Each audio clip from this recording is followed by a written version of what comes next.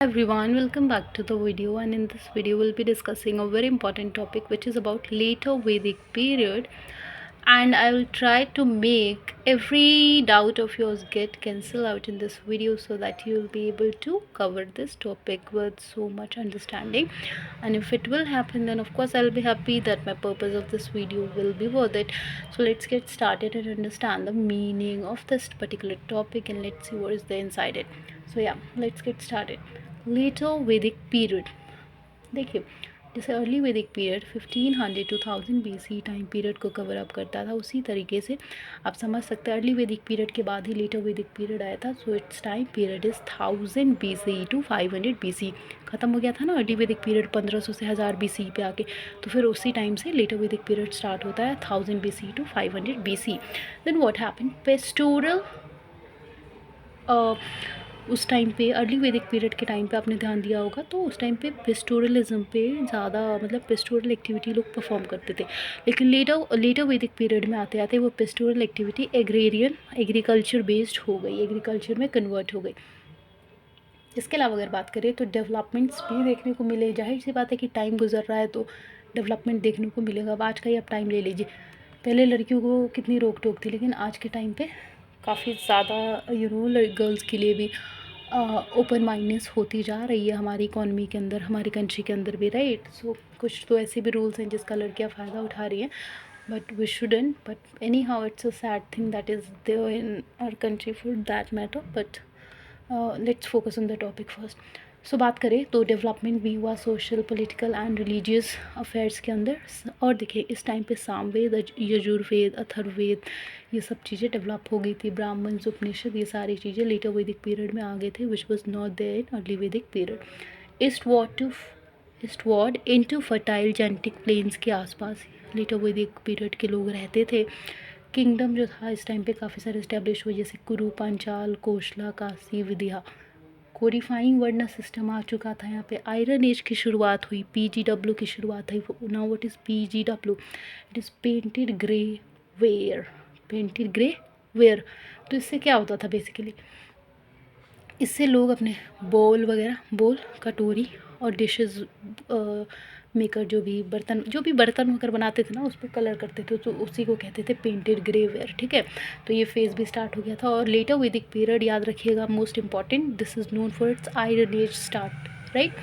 इसके अलावा अगर बात करें हम इसके जोग्राफिकल एक्सपेंशन की, तो geographical expanse of later Vedic period, Arabian Sea and Indian Ocean के पास भी काफ़ी ज़्यादा लेटर वैदिक पीरियड का प्रभाव, इम्पैक्ट देखने को मिलता है. हिमालयाज़ के पास भी बहुत ज़्यादा प्रभाव देखने को मिलता है. 16 महाजनपद फॉर्म होते हैं जो रूरल और अर्बन सेटलमेंट्स कराते हैं. इसके अलावा आर्यवर्ता नदरन इंडिया में, मध्य देशा सेंट्रल इंडिया में, दक्षिण पथ सदर्न इंडिया में, ये सारी चीज़ें डेवलप होती हैं, ये सारे ट्राइब्स देखने को मिलते हैं.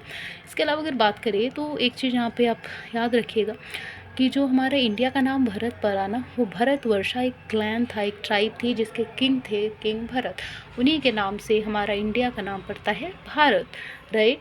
सो Bharat Varsha southern division of Jambu Dvipa से है, और Jambu Dvipa it is one of the island, it is one of the 7 island of world, कि वर्ल्ड का 7 आइलैंड में से एक ये भी है, जम्बू द्वीपा आइलैंड.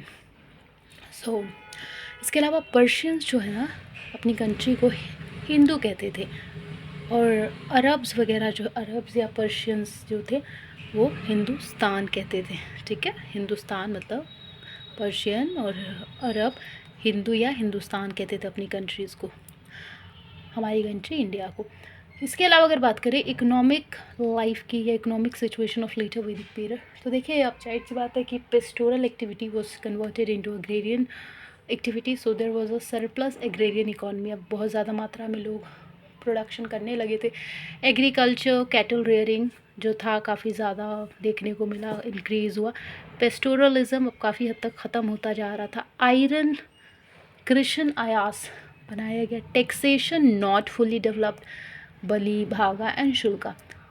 इसके अलावा PGW, पेंटेड ग्रेवेयर, ये पेंटिंग वगैरह जो बर्तन वगैरह में यूज़ किया, ये सब शुरू हुआ. नदरन ब्लैक पॉलिश वेयर भी स्टार्ट हुआ PGW के साथ. अर्ली वैदिक पीरियड के टाइम पे सिर्फ PGW नहीं, अर्ली वैदिक पीरियड के टाइम पे तो इतना डेवलप नहीं हुआ था। लेटर वैदिक पीरियड के time PGW and northern black polished ware start हुआ। एग्रीकल्चर जो था it was involving ploughing, sowing, reaping and threshing. मतलब एग्रीकल्चर में एडवांसमेंट आ चुकी थी लेटर वैदिक पीरियड के टाइम। इसके अलावा अगर बात करें तो मैन्योर, काउ डंग, जो गोबर होता है गाय का, उसको ये लोग खाद की तरह यूज़ करते थे और जिससे हम लोग घिन करते हैं। So it is one of the best thing for soil fertility, so don't do overacting while looking at the cow dung, right? Because it's like something which is a natural fertilization system for our soil which was prevalent in our ancient time. जैसे गोबर के उबले भी तो बनाते थे हमारे बड़े बुजुर्ग, उससे कितना काम करते थे, है ना। सो ऐसे मत किया करो। Grains only 2 harvest per year before. Doab की बात करें, वृत्ति कहा जाता था। द्वाब में राइस को वृत्ति कहा जाता था, ठीक है। क्या द्वाब रीजन है, पता है ना, द्वाब रीजन, वहाँ पे राइस को वृत्ति कहा जाता था। एंड इसके अलावा अगर हम बात करें हस्तिनापुर, कौसम्बी, ये सब जगह पे पोट्री वगैरह बनाई जाती थी। सी वॉयजेज या स्टार्ट हुए। वॉशरमैन, डचेस, फिशरमैन, प्लगमैन, बास्केट मेकर्स। अब आप देख सकते हैं कि हर चीज़ जो है डेवलप हो चुकी थी। बास्केट बनने शुरू हो गए, प्लगमैन बन गए, फिशरमैन्स हो गए, वॉशरमैन, हर एक चीज़ अब यहाँ पे इन्वेंट होने लगी थी करीबन करीबन कब, लेटर वैदिक पीरियड के टाइम पे। इसके अलावा अगर बात करें what was the social lifestyle of that people of later Vedic period, it was like caste system अब बढ़ गया था। अर्ली वैदिक पीरियड में इतना ज़्यादा नहीं था कास्ट सिस्टम, लेकिन लेटर वैदिक पीरियड में कास्ट सिस्टम काफ़ी इंक्रीज़ हुआ, वर्ण सिस्टम भी इंक्रीज़ हुआ। यहाँ पे सेक्रीफाइसेस बहुत ज़्यादा मात्रा में देखने को मिले। ब्राह्मण, क्षत्रिय, वैश्य, शूद्रा, ये चारों वर्ण सिस्टम स्टार्ट हो गया था, जहाँ पे ब्राह्मण्स को हाई पोजीशन मिलने लगी थी। Position of Kshatriya, only Kshatriya can be king. Kshatriya जो थे सिर्फ वही लोग राजा बन सकते थे। वैश्य लोग जो है ये आर्टिशियंस ट्रेड किया करते थे। इसके अलावा raised but not as what, Gupta period. Gupta period के जितना नहीं ये लोग पावरफुल हो पाए थे, ठीक है। मतलब कास्ट सिस्टम इतना उस टाइम पे नहीं था जितना कि यहाँ पे देखने को मिल रहा था। 12 year extended, 32 years, 4 stage of life, Brahmachari, गृहस्था, वनप्रस्था and सनु यसीन। ये सारे 4 तरह के लाइफ स्टार्ट हो चुके थे यहाँ पे लेटर वैदिक पीरियड के टाइम पे। इसके अलावा अगर हम बात करें तो राजसूया, कुछ ऐसे पॉलिटिकल लाइफ की बात कर रहे हैं तो ये राजसूया हो गया, अश्वमेधा या वाजपेय, ये सब कुछ एक्टिविटीज़ थी, कुछ सेक्रीफाइसेस थे जो किंग परफॉर्म किया करते थे टू शो हिज सुप्योरिटी, अपनी महानता को साबित करने के लिए।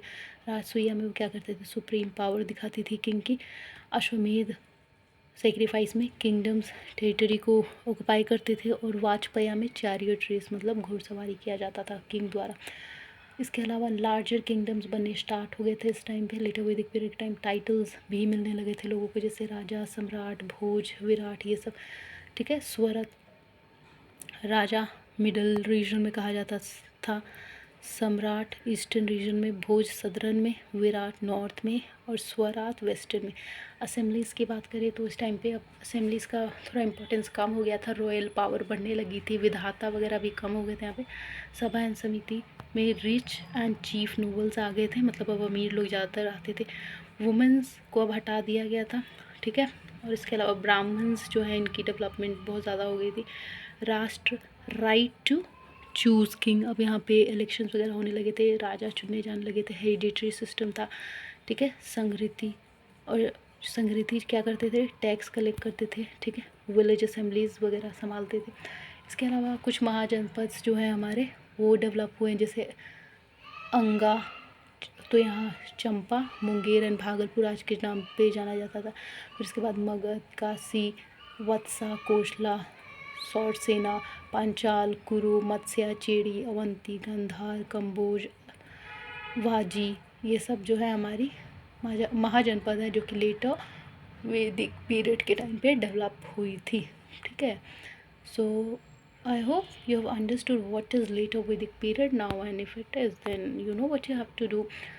Just like for my motivation, subscribe for your notification and share for everyone welfare. Thank you. Till then, wait for the next topic that I'm going to upload very soon. and I hope these videos are really helpful for you guys, and if it is, then do comment it down that yes, we are getting understanding. Otherwise I'll make another kind of way to make you guys understand, so that if not getting by you, then what's the purpose of making these videos, right? If you'll be able to understand it in a easier way, then it will be something that I'll be really happy about. And of course I'll continue this way, otherwise I'll try to make changes in another way, so that you'll be able to get it in a easier way, more easier. So yeah, till then, subscribe the channel. Thank you. Love.